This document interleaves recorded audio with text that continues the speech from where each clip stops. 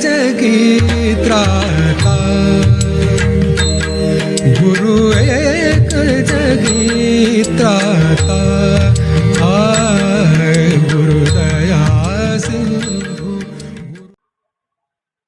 सर्वप्रथम ऐसा ही समझे कि ब्रह्मा विष्णु महेश तीन देवों से जब सारी सृष्टि की रचना की, उस वक्त इस संसार में फंसे हुए लोगों को बाहर निकालने का विचार आदिशक्ति के मन में आया कि ये तीन तत्व अगर किसी तरह से एक साथ जुट जाएं और उनमें गणेश जी की बालकता, उनकी अबोधिता, उनका इनोसेंस उतर जाए, तो हो सकता है कि एक बहुत बड़ा कार्य करने वाले गुरु इनसे निर्माण हो। सती अनुसया के रूप में उनका साक्षात, ये एक ही ऐसी सती संसार में है जिसने इंसान को तारण का विचार, एक बहुत बड़ी, ये तीनों बालक अनुसया के पास, अनुसया का अर्थ यह है जिसमें असूया नहीं, जो किसी से मत्सर नहीं करता, जो सर्वतः प्रेम होता है, उसमें मत्सर आदि, क्रोध आदि ऐसे नगण्य क्षुद्र विचारों का कहाँ से स्थान है। जिसमें कोई भी असूया नहीं, ऐसी अनुसया, उसकी परीक्षा लेने ये तीनों भी ऐसा कहा जाता है कि उनके दरवाजे गए और उस वक्त उन्होंने अपने तेज बल, ये तेज बल क्या था? ये यही माँ का प्रेम, अत्यंत दिव्य शक्तिशाली माँ का प्रेम जो उन पर बरस पड़ा और वे छोटे बच्चे हो गए। उन्हीं का एकाकार स्वरूप श्री दत्त महाराज है। एक अजीब सी विभूति है, इसका कि कितना भी वर्णन किया जाए तो कम है और समझाया जाए तो भी समझ से पड़े। ऐसे त्रिगुणों से भरे हुए श्री दत्त महाराज आदि गुरु के रूप में संसार में आए और उन्होंने अनेक बार इसकी शिक्षा दी, इस भव सागर को किस तरह से पार किया। दत्त कसे जन्माला आले हे आपल्याला माहिती आहे, ते या संसारामध्ये कसे अवतरित झाले हे आपल्याला माहिती आहे, आणि अनसूयेने कसं त्यांना त्यांच्या बाल्यपणात उतरवलं. म्हणजे जेव्हा इनोसेन्स, तिन्ही इनोसेन्स, ब्रह्मा विष्णू महेश तिघांचंही इनोसेन्स बाल्यावस्था जेव्हा रूप धारण करते, त्यावेळेला गुरुतत्व संसारात येते. हे गुरुतत्व अनादी आहे. परमेश्वराचे जे अनेक अंग आहे त्यापैकी त्याच्यातला फार महत्वाचा अंग आहे त्याचं गुरुतत्व. ह्या गुरुतत्वाने माणसामध्ये धारणा होते. Know that the essence of Guru is Sri Ganesha, the innocence. You must be knowing the story of a very devoted wife, faithful wife of a sati. Her name was Anasuya, and she was so religious and so dedicated that they say that the wives of all the gods, Brahma, Vishnu, Mahesha, got very jealous of her. So they told their husbands that you must go and test her if she is really a woman with chastity or not. So all of them came down as sadhus, dressed up like sannyasis. And she said she wanted to serve them, give them something. They said, no, we want to have food.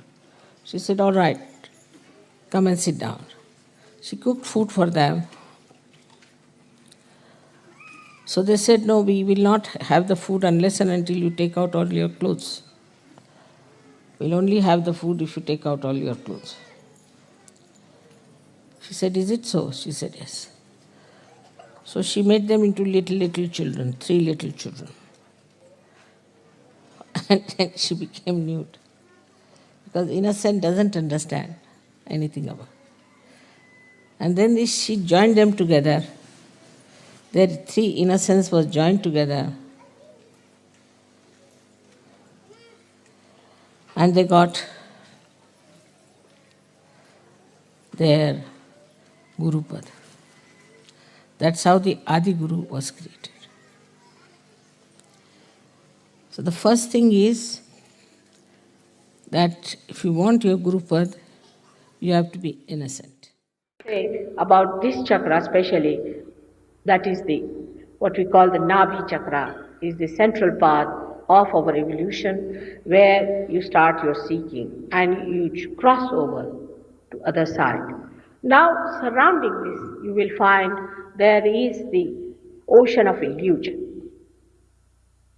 And this ocean of illusion was covered by a deity, by a special powerful personality whom we call as Dattatreya, is the primordial master.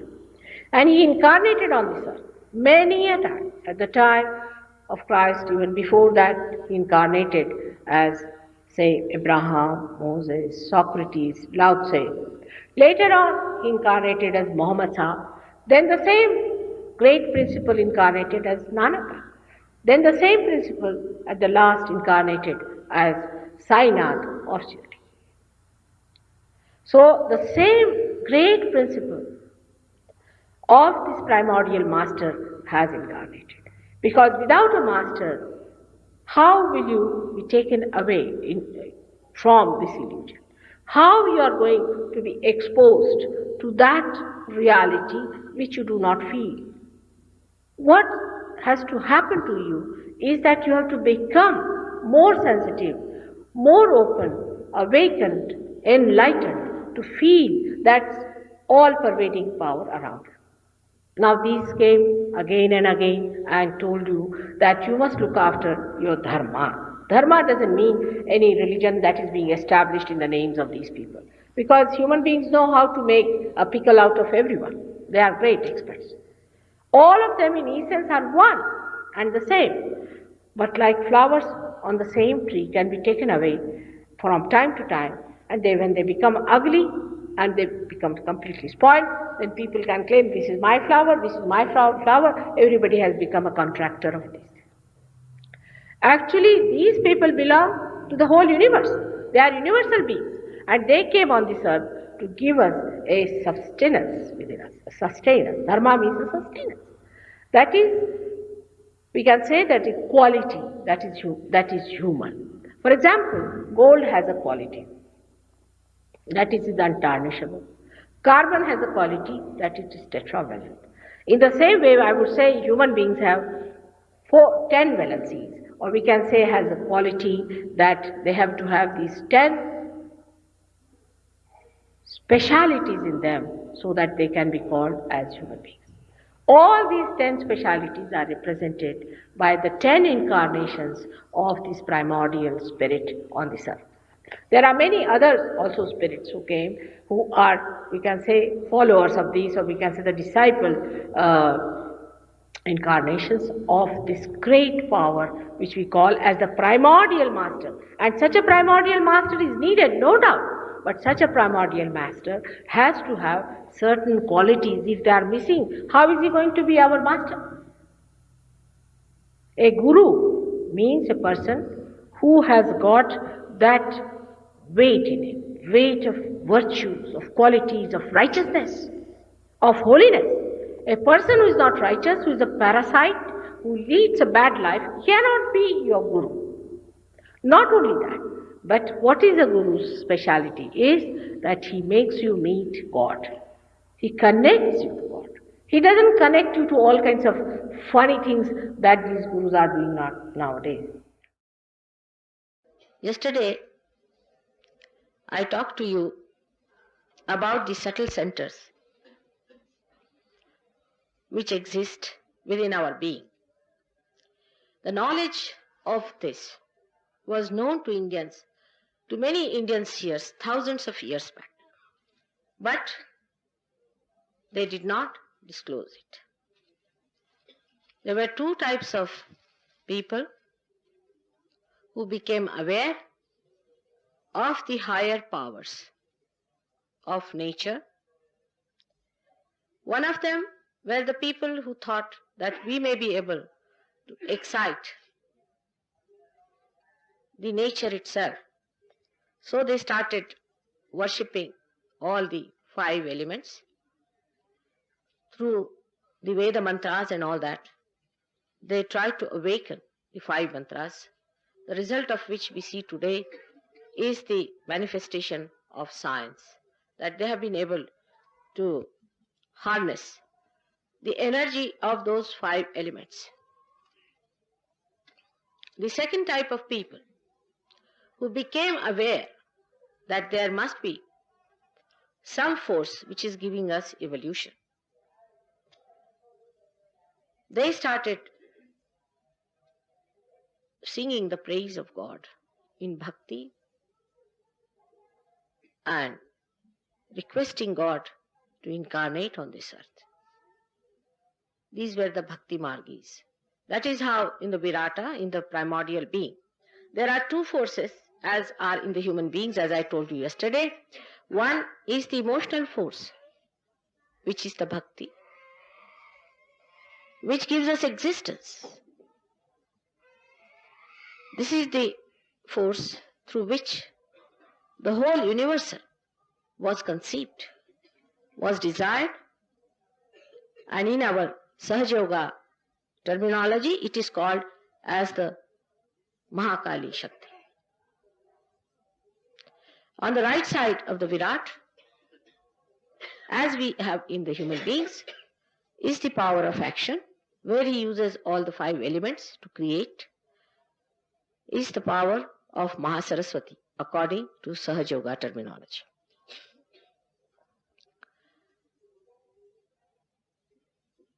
The third force that did not operate so openly started thousands and thousands of years back in this country, where people started giving Ishvara Pranidhan, which is the basic of Hatha Yoga.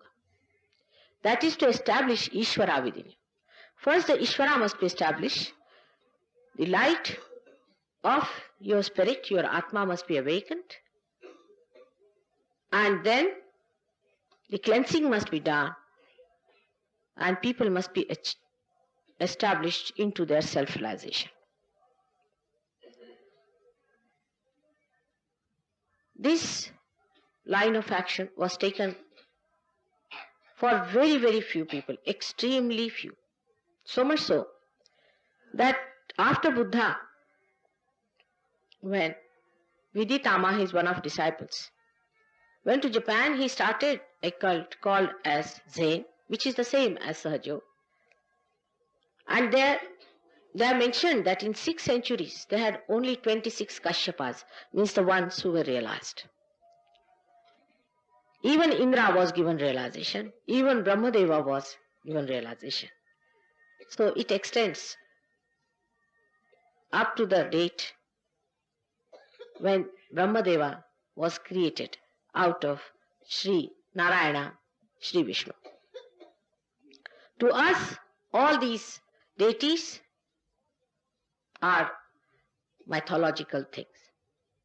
Actually, they became mythological because when people started talking about the flower in which the honey was, people started worrying about the flower. They were more worried about the flower than the honey. So then the people came up, like Buddha and Mahavira, who said, better not talk about the flower at all. If you talk about the flower, people get stuck up at that point. They go discussing, arguing, and also getting into rituals which were dead, just trying to do some sort of a dead work, and the progress of their being was completely obliterated, and they could not go any further with it. It was then desired that something should be done to overcome this hurdle of human beings by which he gets stuck up to forms. So, many people on this earth came as gurus, as real gurus. The manifestation of this great principle of primordial master, as I told you yesterday, is called as Dattatreya, came on this earth many a times, and they tried to establish within us our sustenance, our dharma, with this central force of evolution.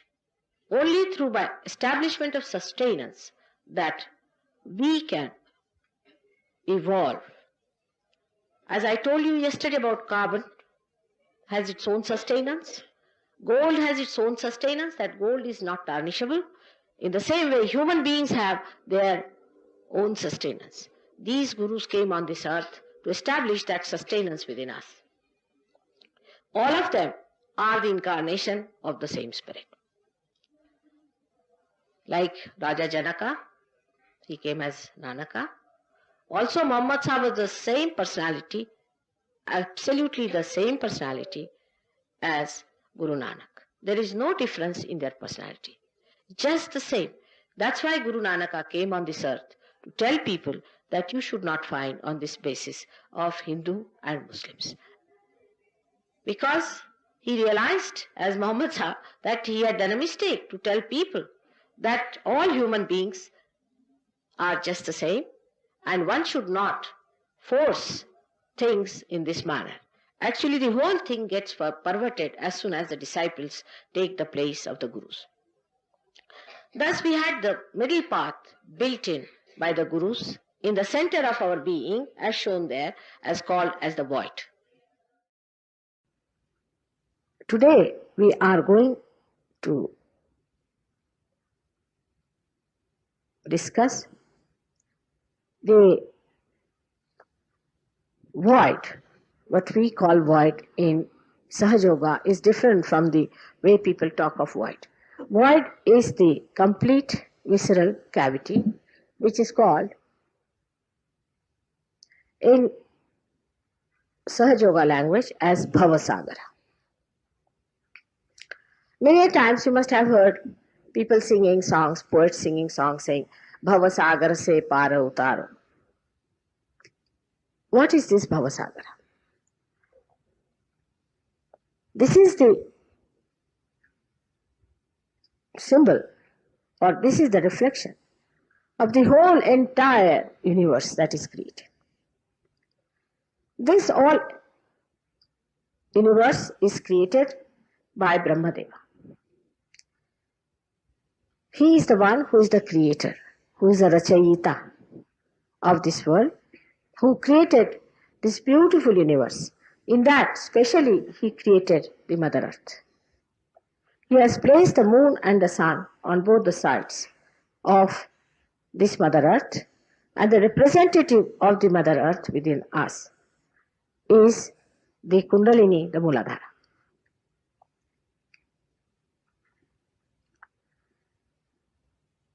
Now this universe exists within us. That is the Bhavasagara. This Bhavasagara exists in many stages in its evolutionary form, and today it is Kali Yuga in this Bhavasagara. I would say it is the dawn of Satya Yuga at the end of Kali Yuga. In this Bhavasagara is placed in the center is the center of Nabhi Chakra, and around it moves the center of Swadhisthana. Nabhi Chakra, as you know, is governed by Shri Lakshmi as the power of Shri Vishnu, and the Swadhisthana moves around it, which delimits our own personality and which creates all these different stars within us, or the planets within us. In these spaces, void, are born the incarnations of the primordial master, who is called as Dattatreya. Dattatreya is the innocence of Shiva, of vibrations of Brahmadeva and of Shri Vishnu. Brahma, Vishnu, Mahesh. The essence of these, the innocence of these is embodied in the form of Dattatreya, who is the primordial master. So these masters who are born on this earth are innocence at its best, all integrated together. These masters have incarnated on this earth mainly 10 times, but there have been many other incarnations also. There have been repetitions just to correct themselves. As I told you yesterday, that Muhammad Sahib and Nanaka are both the same personalities of Dattatreya. The instance is given in the life of Guru Nanaka. When he was sleeping, people told him that your feet are towards Makkah, Kaaba, towards Kaaba. He said, all right, I'll remove my feet and put wherever you say. Then they put his feet on the other side, and again they found that his feet were facing toward Kaaba. Then he said, now tell me the place where there is no Kaaba, I'll put my feet.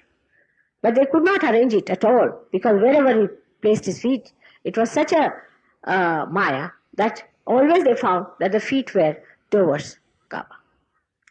Now Kaaba is a place where you have a beautiful Shivalinga, which is called as Makkeshwar Shiva in our Puranas. From ancient times, it is mentioned that there is a Pinda which is absolutely vibrating and which is there.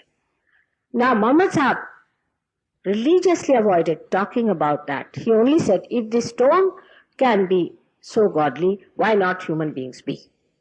But he did not explain much. As it is, whatever he tried to explain, the people were so insensitive and so cruel that they tried to kill him many a times. They gave him poison. Ultimately, he died in a very, very bad state.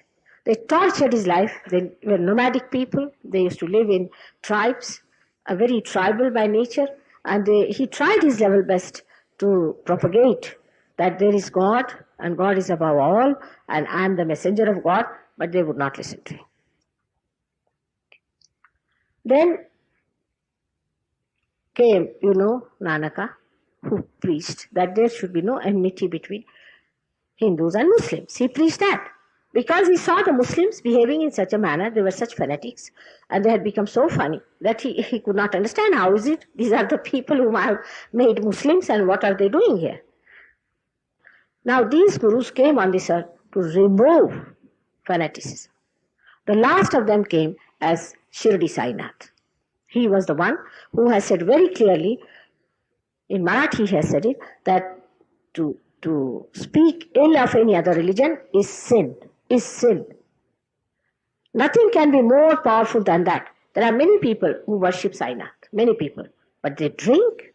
He was against drinking. All of them were against drinking. Why they were against drinking? Because the awareness is spread in your void.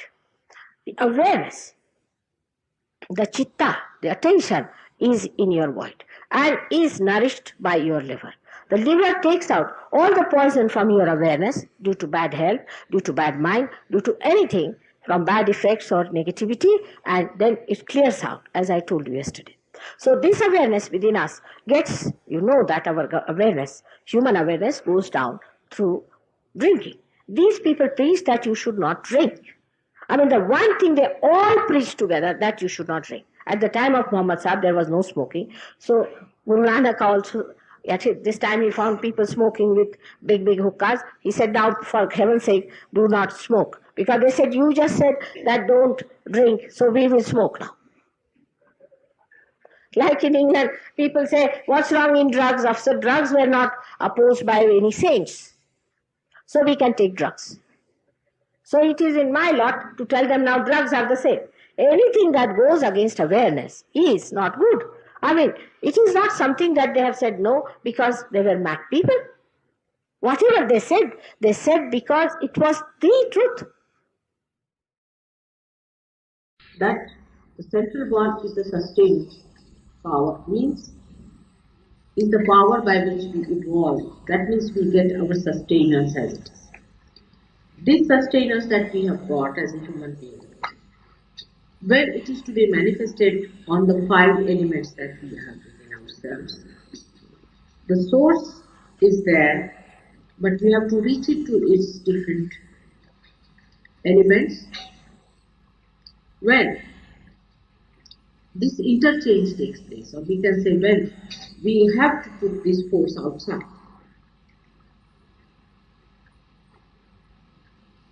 that is to be done through establishment of dharma on these. Like the superimposition, or we can say the connection. Like we can say there is sun. Sun is the source of light. And the source of light has come to this earth, which is created out of the five elements. So the sun's rays have to come. But when they come inside, in this room, what do? They enlighten this room. But it's only possible if there is dharma, means the light is there, the rays are there. The rays can be obstructed by many things. If the rays are obstructed, then there is adharma. So, the source of dharma, the spreading of dharma, and ultimately the manifestation onto the five elements is a complete thing that is void. This play goes on within us. Our evolutionary power, which has worked from the very beginning, from matter, when the matter got itself organized, when we had carbonized tetravalent, then from carbon the life started. All this is the work of the sustaining force. Then we became human beings. Now we have got 10 dharmas within us, which we have to live on. These are the main 10 commandments. These 10 commandments we have to look after, and these are looked after by the people who are the primordial masters, as we call them, the incarnations of all. Like Raja Janaka, like Moses, like Socrates,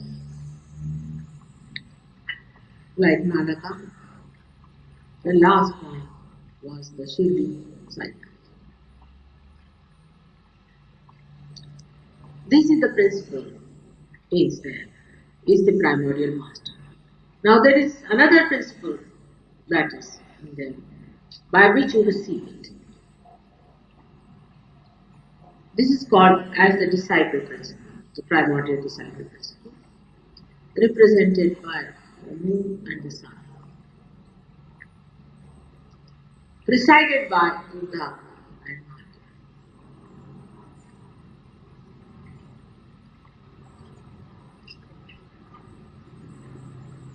So this disciple element, if it is not in you, you cannot receive it. But when you start receiving it, this dharma gets into you, and then you become the guru.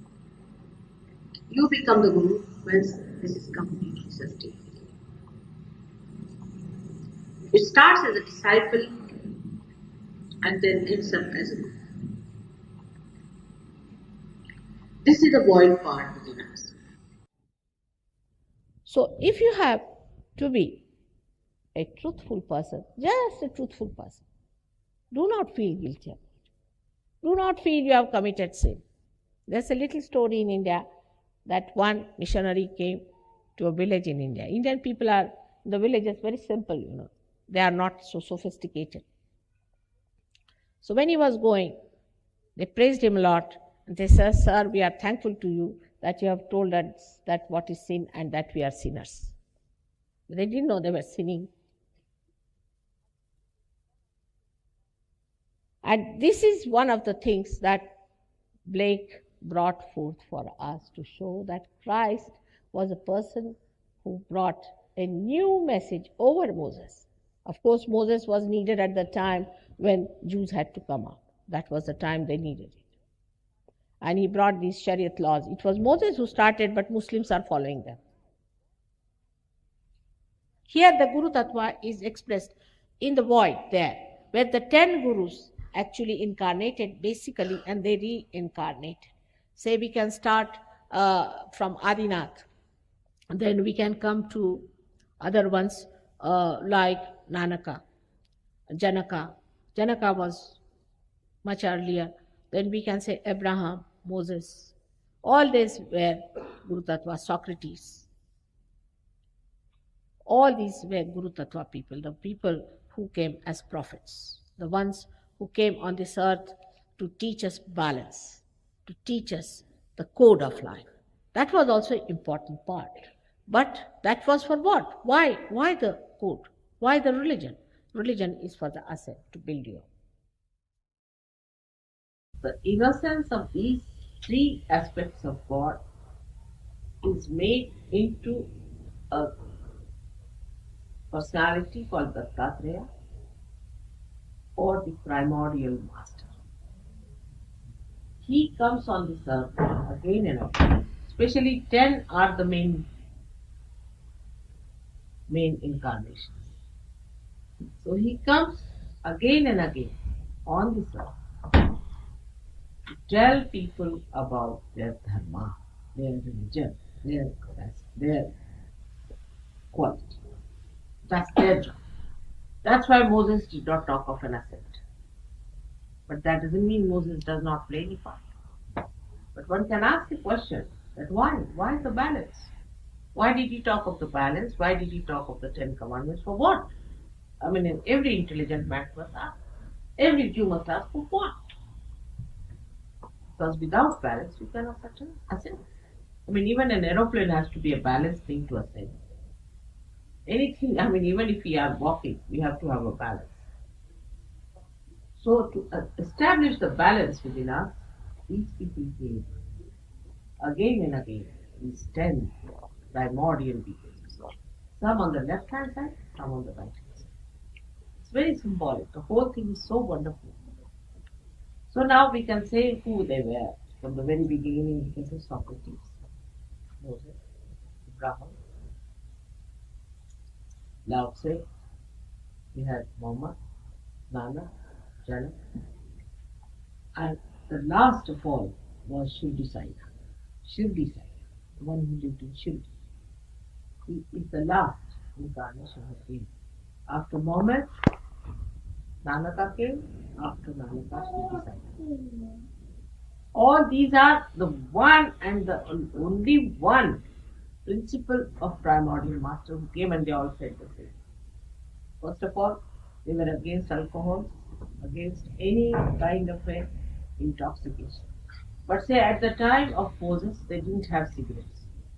See, so he didn't say about cigarettes. Naturally, they didn't have. So the people who follow Moses think there's nothing wrong with cigarettes because he didn't say. But that time there were no cigarettes. You see, all these sinful things were devised afterwards. So they didn't say prohibited. Now I don't know what other sins people are thinking about. That whatever I see, I say that don't do this. Supposing you ask me, I'll say don't do this. But tomorrow one may say that Mataji didn't say that don't do this. Because you see, human beings are good at finding out things by which they destroy. They are experts, you see. How to find out things by which your dharma is. So whatever at that time, whatever they thought was good, they said don't do it. Like Muhammad Sahib said that now I will not come anymore is the last prophet because he thought he's done the job. But then he found that they are fighting and they are not at all bothered about their ascent or their balancing, but they are going to the other extreme. So he incarnated again as Mahika and then as Shri Sai. So these incarnations exist within us. If you see historically now, at the time of Moses and Abraham, you see Moses crossing the bridge. You see, this is significant here. This is the void. We call it the void, but then for them void is different. So we cross this in the same way Moses crossed through the bridging. And this bridging takes place when the Kundalini rises from that triangular bone and crosses over when the first bridging begins. Now one may ask a question then why did they think like that? Why is it they did not have the right idea about it? Why these mistakes were created? If there were realized souls, no doubt they were realized souls. But here the problem was in this country, all these Western countries, is that it's a very individual effort of a person. And traditionally it was not known so much about. What happens when the Kundalini rises? Say it is here in the stomach. Many people who have been to wrong gurus, who have been following wrong things, or those who think I am the guru, I know how to do it, and I am the one who has done it, they have to take the name of Moses. Unless and until you take his name, it won't rise. Kundalini won't rise. Now, when it reaches this point, you have to take the name of Christ. Here you have to take the name of Mohammed. Who was Mohammed? Nobody else but Moses. Moses himself was born. You will be surprised that Islamic people today are following Sharia. What is Sharia? If you have read Bible, it is the same as written for the Jews. Same thing they are following. What is written in the Bible, they are following. We are not following it, but they are following it. Which was said because when Moses came down, he found these people in such a big mess and such a big hell that he had to make a very, very strict law to pull them out of that hell. And that's why he gave such strict laws. Actually, if we have read the books of Essenes, I was surprised that many people who have read it showed it to me that they really clearly said that the laws were not so strong. But Moses had to make them so strong because people were absolutely hellish and they were going down so rapidly that he made those laws. But surprisingly, they are more followed by the Muslims and imposed on.